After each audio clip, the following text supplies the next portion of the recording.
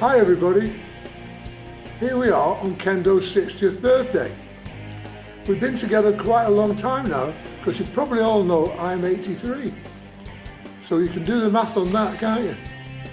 I'd like to tell you a little bit about our relationship really, and what it was like in the early days when I and Kendo were just getting together to establish ourselves in the wrestling business. And the sort of stories that I was like to tell you are about Billy Robinson and people like that, and my relationship with him and how it all panned out. A little story that I want to really relate to you is about, I'd done a show with Billy at Bradford for Norman Morell, and this would be about probably 18 months after I'd started in the business. And because of Billy being the British heavyweight champion, and I'm the masked man of course, Kendo's the masked man, neither of us could lose, so we always had to do something like a draw, double knockout, or a dodgy finish.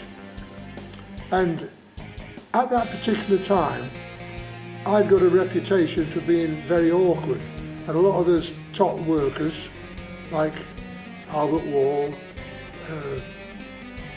Jeff Ports, and people like that, and Norman Walsh, were all really awkward with me, or tried to be awkward with me, because they were old established wrestlers, and I'd just come in the business, and I was top of the bill, and they were having to lose to me. We used to call it going down. They didn't like that. Although they had to do it, and they knew they'd got to do it, didn't like it.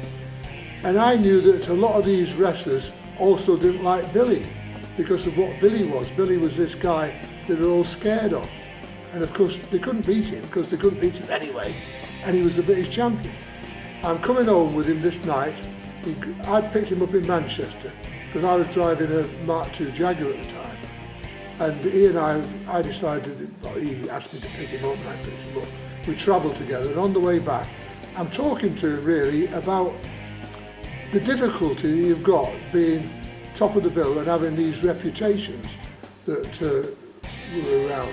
I was really talking to him about himself, and I said to him how difficult it was to sort of reconcile you beating people who were really top of the bill people as well, and they could be difficult. And he said something to me that was quite profound really. I've remembered it right to this day. He said to me, we have got to get it right every time. They've only got to get it right once. And when you think about that, it's true. Because if somebody like Billy Owls or something like that happens to get it over on you one night, it goes round the business, doesn't it? Everybody said, oh, you know, Billy Owls, give this guy a hard time, That's not good. So you've got to, as Billy said, got to get it right every time, because they only have to get it right once. And the other thing is, and soon after that, I was in the ring with the guy that trained the Dynamite Kid, Ted Betley. I was doing a match for him for Jack Adam, and I got this bit of a reputation of being awkward, and I've hurt one or two people.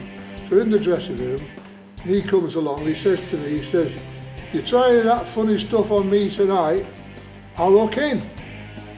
And of course what Billy said to me came back to me there and then. So I said to him, I said, yeah, I'd like to see that when your feet are 2 feet off the floor. And of course, he never tried anything. He thought better of it. And I just did what I normally do, and we got the match, through the match, and I beat him, and of course, that was the end of the matter. I don't think I had very much to do with him after that. I think I probably only wrestled him a couple of times after that, but he never tried anything. And that's what I'm trying to say, that there was this, and a lot of the lads nowadays say that they've wrestled Billy. They've not wrestled Billy Robinson. What they've done, they've been taught by Billy Robinson.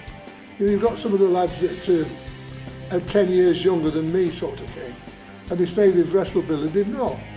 They've been taught by Billy Robinson, and they've not wrestled him.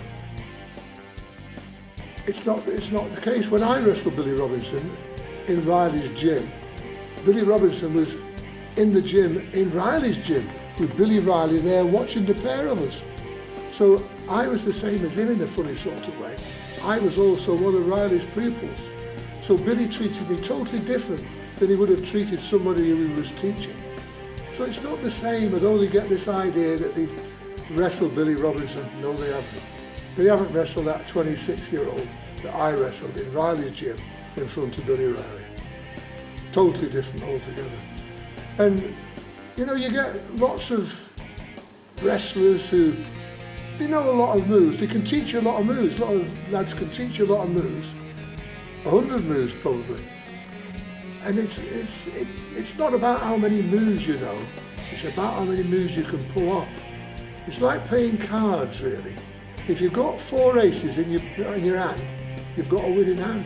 That's all you need. You need 4 good moves that you can do whenever you want to and pull them off time after time after time. You've got a winning hand. You don't need 100 moves. You don't need the full pack. You need just 4 winning moves. And if you can do that and you can pull it off time after time after time after time, you're a winner. And I believe that's what Billy was like that. Billy had some moves. He could do a load of moves, but there was some that he was really, really good at. And if he got you in those, that was the end of the day. Good night and goodbye. Now, before I finish this little conversation, I'd like to tell you also that in a few weeks' time, well, not a few weeks' time, a few days' time, I'm going to be at Croydon. And that's going to be my last ever wrestling match. And I'm going to do this match for the Guinness Book of Records. I'm going to do the match and I'm going to beat Sanji Bagaro. He thinks I'm not going to get him, but I am. I'll be chasing the little bugger.